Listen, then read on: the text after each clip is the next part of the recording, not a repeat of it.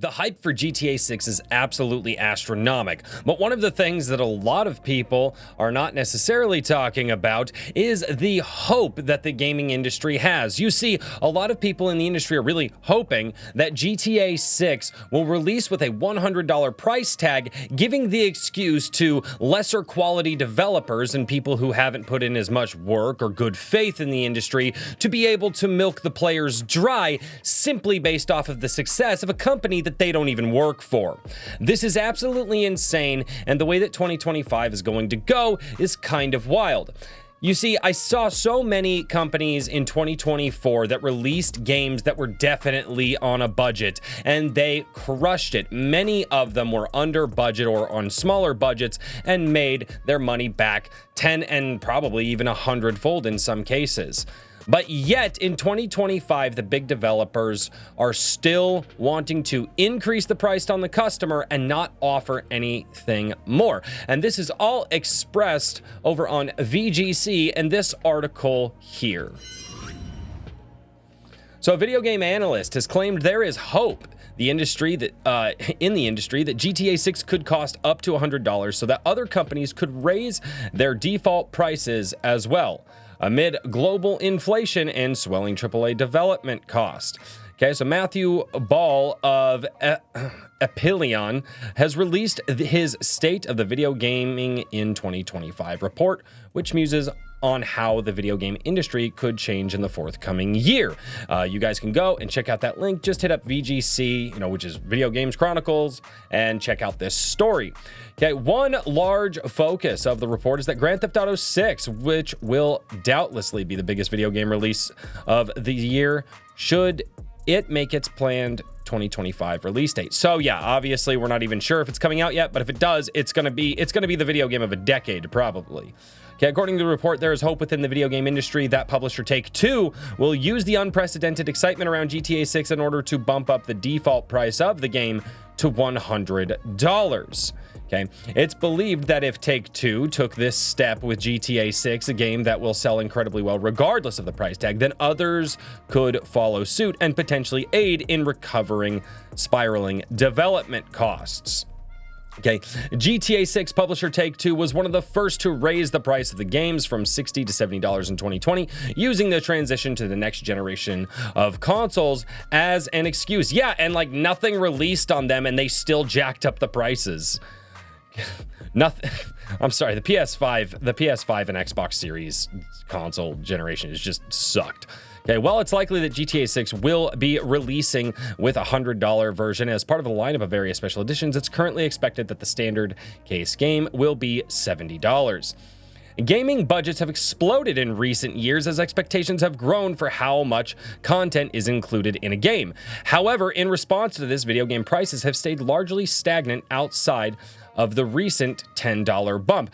I would postulate that the reason that gaming budgets have exploded is probably because they have hired way too many people, and they have most likely hired inadequate people who don't have the talent to keep it going, and that's evident through this entire article here, right? In order to offset this, game makers have begun offering incentives that can produce without any extra cost, but still charge for. For example, many large games now offer an early access window for a few days for those who are willing to buy the most expensive version of the game. So yes, early access, and I would say that, time is money and you're getting more time in it, so, they can ask you for a few more dollars there. Here's the problem that I have with this entire article. The fact that the hope for the industry is that one game releases super expensive to give everybody else an excuse to do such. Okay, if I'm not mistaken, GTA 6 has been probably the most anticipated game for a decade now? I mean, GTA 5 has been on 3 console generations, has absolutely knocked it out of the park, and has constantly been making money hand over fist.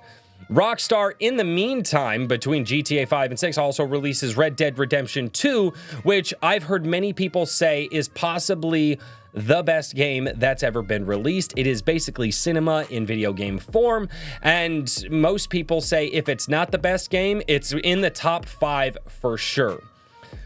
But that's because Rockstar spends the time, effort, and energy to actually make an experience that makes you want to part with your money.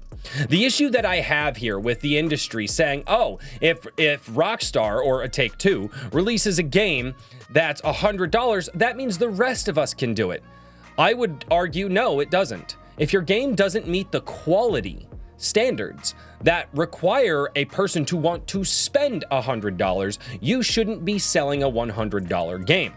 We saw a ton of games last year that had moderately small budgets. They were more in the AA space, and they absolutely blew it out of the water. Two of the ones that come to my mind are the two that I played last year, Power World being $30 for the early access, and then Space Marine 2 being $60, $70? I don't know. It was different on a couple of platforms.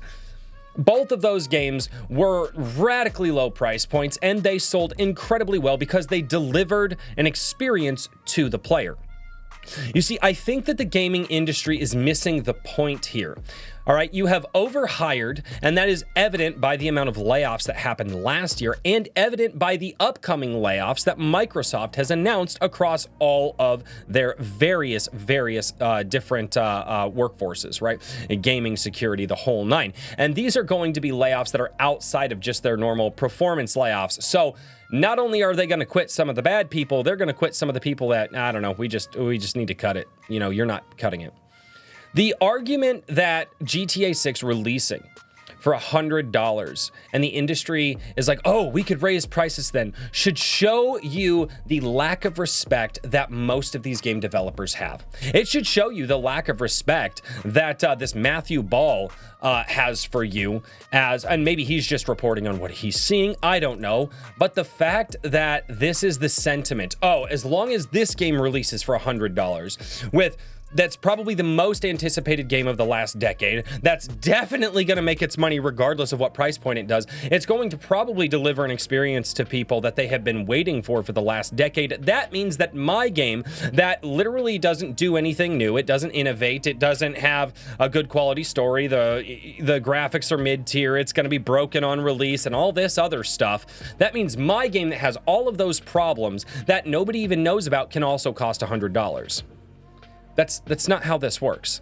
I'm sorry, if you go out into the real world and you actually go shopping I know, shopping, right? We all do it online, but go to a store once in a while, right? And you walk down, let's see, I go to the hardware store a lot. So I walk down the aisle and I see various different power drills. And I go, this one only costs $70. This one costs $240. Why? Well, upon looking up user reviews and talking with people, you find out the one that costs you $240 lasts a lot longer, gets you a lot more value than just the $240 than the $70 one. It's really interesting that the gaming industry can't seem to get this together. Their thought process here is, oh, well, we're spending so much money on these games because we're just chasing down all these graphics that people want. They're realistic looking and lifelike looking graphics that apparently reports have been coming out that nobody wanted. So they chased something that nobody wanted. They delivered something that nobody cared for. And then ultimately turn around and say, oh, but it's because we're not charging enough. No, it's because you've hired too much and you're spending too much for your product. I'm sorry, if you make a screwdriver that's $10, because you're just inadequate at your hiring practices and it took 10 engineers to figure out how to make a screwdriver, then you probably shouldn't be asking for $100 for that screwdriver. I'm sorry. That's not how it works. You made a $10 screwdriver. You did, and now you want $100 for it. That's ridiculous. That's a bad analogy, but I'm doing this on the fly. Overall, the more that I look into the AAA industry, the more that I think they just lack the talent anymore. And I think that that's very evident. Most games out there that people are talking about a year or two or three or four after they release are games from AA studios. In fact, the games that really made the mainstream last year were AA studios, or, well, spent on a AA budget, games that definitely made sure they had smaller teams, clear visions, and, actionable responses from developers when problems would arise. And so all of this to say $100 for GTA 6 should not be an acceptable excuse for the rest of the industry to do this. You as a player deserve more respect for that. You as the customer deserve more respect for that. You know, if you think about that, $100, that's what? That's a lot of people make what, 10, 11, 12, 13, 14, 15 bucks an hour. I mean, in some cases, you're talking about a day plus worth of work for somebody just to afford a game. That is absolutely ridiculous. And it's all because you have mismanaged your teams, you have mismanaged your talent, and you have completely missed the mark when it comes to what actually makes a game sell that well. It's absolutely baffling to me how these companies think that they can get away with just wanting to increase the price and not talk about the real problem of the situation. Some of them have. I've covered it many times on this channel in the last few months that many industry professionals, game developers, directors, core art designers have all been coming out talking about the mismanagement of the AAA space, the overhiring. I honestly think the biggest problem is that most of these companies are public. Right, most of these companies being publicly traded with the shareholders wanting more and more and more, right? You know, line needs to keep going up, and that's the biggest issue. I think that's why we need to probably just do our best not to purchase games anymore from companies that are publicly traded. I know most of them are, but if we really want to get good creativity back in games, we can't have people out there who are just beholden to all these shareholders who just want to see their portfolios going up for not doing any work. Realistically, a $100 video game is preposterous. It is an entertainment medium. To spend $100 on a video game, good Lord. Now, if it's an ongoing service and you are being provided more and more and more over the course of time and you spend $100, there you go. You're getting more for that money. But these studios are saying, no, we're going to keep pushing out the same crap. And just because somebody else did $100, we're going to do $100. And guess what? If GTA 6 releases for $100, it's going to be the new norm. And that is terrifying and that is sad. So with all of that being said, what are your thoughts down below for the $100 price tag for video games? Do you think it should go up? Or do you believe like me that no, you should definitely quit the people in these companies that are not pulling their weight, that are not creative, and that are causing a lot of these games to not sell well? I would argue that the 80-20 rule is probably true here. 80% of the people that work at these companies probably have no talent, no drive, and are lazy workers. And you've got 20% of them that are talented, driven, and hard workers carrying the rest of the lazy workers. I don't think video games need to cost $100. I think more people need to be fired from the industry. But I guess that take is too extreme for some people. I don't know. I came from a blue-collar background. I came from construction. And when lazy people couldn't get the job done, they got fired. You moved them down the road. You didn't keep them. But for some reason, it's acceptable to keep people in these creative fields when they're not creative at all. They are lacking the qualifications necessary. So anyway, thank you so much for tuning in. Sorry I didn't release any videos this last week. I had a business trip and oh boy, it was just a long week. So for those of you out there, thank you so much for tuning in. I appreciate all the new subscribers to the channel. I've got some merch down below if you guys want to check that out. And as always, until next time, cheers everybody.